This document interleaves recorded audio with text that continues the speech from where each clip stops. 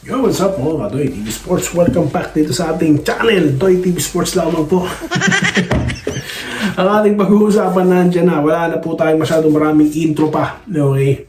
At palike na lang po ng video na ito or pa-subscribe at pa-follow kung bago po kayo sa channel na ito. Kanina po, yan ang ating mga topics. Okay, tayo nagko-congratulate muna kay 4 Alas Casimero. Okay? Pinagtumba sa 4 na round ang kanyang kalaban na si Luis Nery. Okay. Ganoon din po ang ating NBA Finals, no? Naglabas din po tayo dyan ng ating mga komentaryo, no? Okay. So, gusto nyo panoorin, nandyan yung mga yan sa baba lang ng video na ito. Alright. Ito po ang inyong paborito, no? Kung kayo taga-barangay at taga-TNT, back to square one na po ang serye. Okay? Dahil tayo po yung nagpe-predict in game or per game basis. Okay, hindi po sa kabuuan ng serye. Okay, dahil serye po ito. Okay, so yung game 1, Barangay Ginebra nanalo dyan. Alam naman po natin ang nangyari dyan. Another history na naman ang naisulat, no? Tapos sa game 2, muntik na. Natalo na ng Ginebra ang TNT, pero ang TNT po is nanatili po, no? Na pagtanggol ang kanilang lamang, di po ba? Despite sa ginawa pong run ng mga bench players nito. Okay. At kung nakikita nyo rin po, mapapansin nyo sa ating thumbnail, missing Holt. No? Mukha po talagang missing siya. No? Ang dami po mga fans at ilang mga page ang naghahanap sa kanya. So hahanapin po natin ngayon dito si Holt. Sa pagpapatuloy, malalaman nyo kung paano natin siya hahanapin. Okay. Okay. So nakalike na po ba kayong lahat? So ano ba nangyari? Game 1 and 2. Quick summary. Ginebra dominates the game with 3-point shots. Okay, dito naman po sa second or sa kanilang game 2, hindi po yan naging istorya. Napag-iwanan po sila ng TNT, di po ba? 12-27 kagad na naging puntos. Kasi nga po, matinding adjustment. Matinding pong diskarte yung ginawa dito ni Chatres. Biruin nyo. Ano sila? Back to basic, di ba? Old school low post.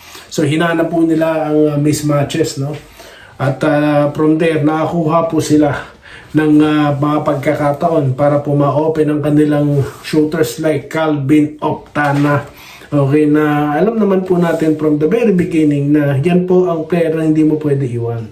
Kaya para sa akin, napaka-useless po yung mga switching defense na yan kung pakakawalan mo rin lang ang shooter. So, that's ano po talaga, mortal sin. Alam mong shooter, iiwan mo. So, dyan po hinahanap ng tao itong si Stephen Holt. Anyari. Yung game 1, medyo makakalusot pa rito si Holt dahil napigilan ng scoring ni Octana, di ba? Pugoy lang ang ating nakita doon, di ba? At late barrage nga neto ni Nampatak. Pero sa game 2, hindi po matatanggap ng mga fans yan. Number 1, talo. Number 3, anong rason ng pagkatalo? Octana. Alam naman po nating tao yan ni Holt, di ba? Although man nagsuswitch nga sila, pero kung di ka rin makakadepensa, at least i-score ka. Pero sino umiscore? Mga bench players. Okay, ito po ang aking inaasahan sa game 3. Nakita po natin doon ang capability neto ni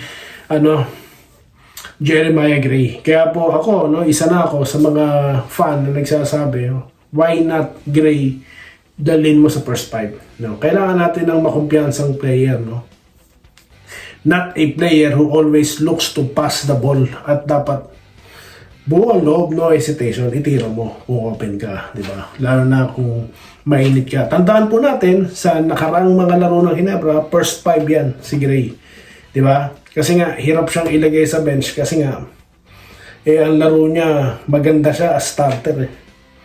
Mahirap pa labasin yung laro niya off the bench pero sa serye ito, or sa mga nakaraang serye ng Ginebra, kinailangan po siyang dalhin sa bench. Why not? Subukan po siyang ipasok sa laro. Si Holt naman off the bench. Baka po magkaiba. Baka po pag galing sa bench si Holt, mahawa siya sa bench scoring na Ginebra. Di po ba? Sa TNT naman po, for sure, alam na ni Chap Reyes ang gagawin dito ng Barangay Ginebra.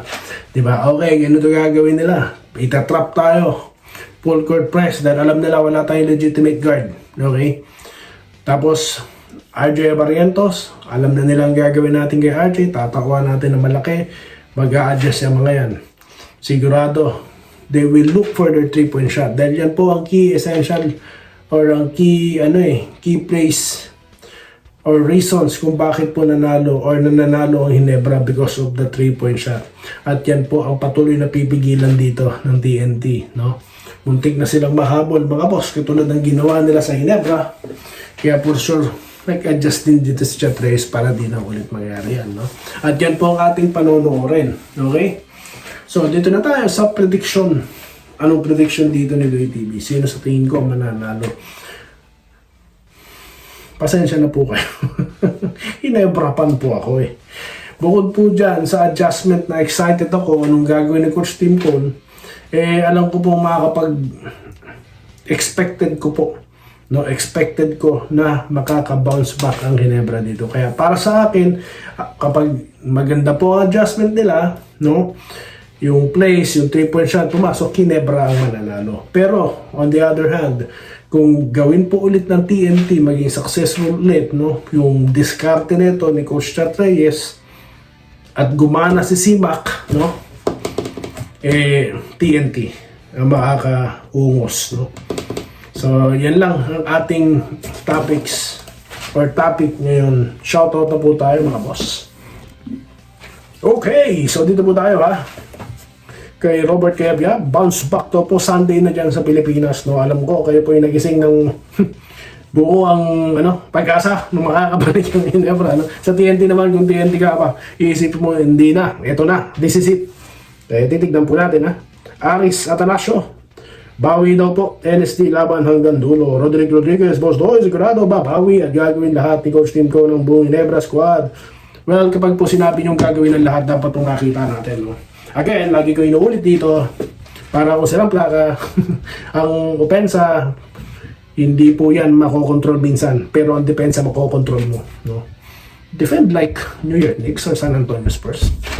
Dikitan mo. Kung hinaharas si Barrientos, kung iniipitan ng depensa kay Barrientos, gawin nyo rin kayo ng batak. Diba? Lalo na sa mga players like Oftana, diba? At kay Roger Pugoy. Okay? Baka mamaya po si Oftana naman na umupo sa bench. At yun na nga, sa nga pala, malamang, tatanungin nyo, paano mahanap si Holt? Sigurado ako, no, babawi ito si Holt sa Game 3. Okay. Sigurado ako, napanood niya na, narinig niya ang ating mga pinag-usapan. Okay. Kasi tinapik ko siya ngayon eh. Kaya mamaya mahanap natin siya. Okay. Chris Mundin, strategy ni Team Cunha na grabe naman guys, magpapatalo sa serye para you can't, alam nyo mga boss, hindi nyo po pwedeng tawagin strategy ang magpatalo, lalo na po finals game. Hindi po pwedeng mangyari yun. Hindi po ganyan nag-i-scout ang scouting team, no? Or hindi po ganyan gumawa ng scouting report. Hindi po. Kasi gumagawa ka ng scout para po i-implement yan on the game, no? Kaya hindi ka po gagawa ng scouting habang naglalaro. Hindi. Kasi execution na po yung laro. Natalo po talaga, no? Okay. So, hindi po kasama doon yung pagpapatalo. Mahirap po. Sorry po, sir, ha?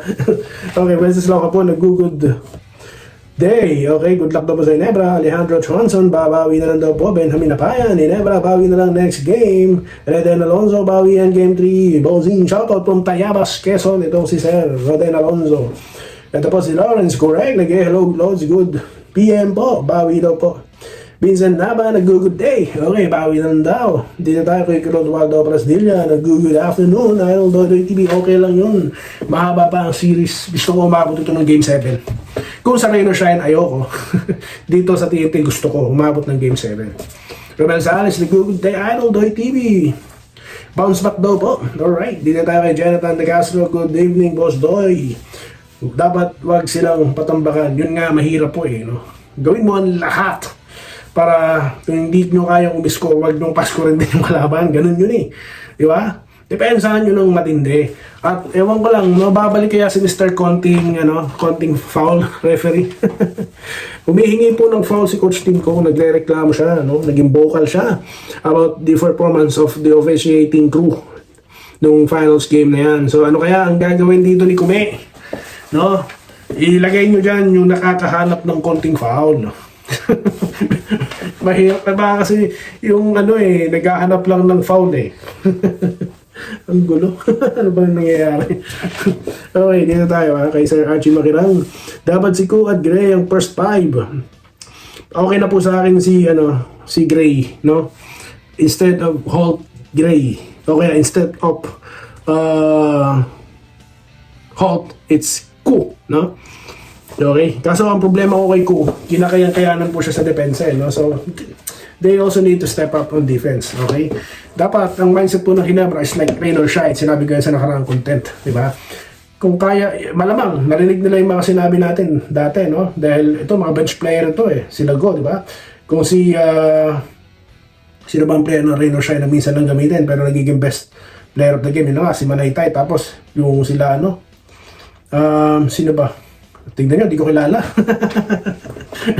Pero dangerous, di ba? So, yun ang kailangan gawin ng bench player na Ginebra. Yan ang kailangan gawin ni Holt. Hindi yung lalay up ng malapitan na hindi pa papasok. Masakit po sa ulo yun. No?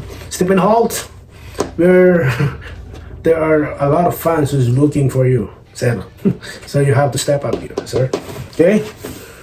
Dito tayo kay Andresito Lantason. Shoutout sa inyo, Enrique Rivero, Omar, okay, shoutout sa iyo, Corazon Alberto, Lakay Colyado, good morning, no, Agresivo, Blue Cat, shoutout po kay Blue Cat na taga TNT, Romulo Macaraig, effective ang ginawa ng TNT na malaki ang ipagbantay kay RJ, okay, malamang iba na naman pong diskarte dyan ni Coach Chat. Vincent Nava, shoutout, Ma'am Minerva Nimba, Bon Ryan Cantor, Alejandro Tronson, Romulo Macaraig, Ricardo Cabato, Tony Mangalonzo, Segundo Aurelio, okay. Ganun din po kay Ronaldo, Eddie Salorio, okay, Reax. Okay, Rex Poral. Ito, Rex Poral, sabi niya, ikaw na lang mag-coach, baka manalo. Okay. Bagong joke. Alright, so yan lang po muna, no? Babalik po tayo mamaya kasi tayo po yung magla-live right after the game. Okay, naka-flash na po dyan na tayo po yung magla-live after the game. Yan po ang aking announcement. At maraming salamat sa inyo lahat. Ito po si Doy TV. At good morning sa inyo lahat. At enjoy the game, guys. Salamat po sa panonood. Subscribe na para sa mga susunod na basketball at boxing videos.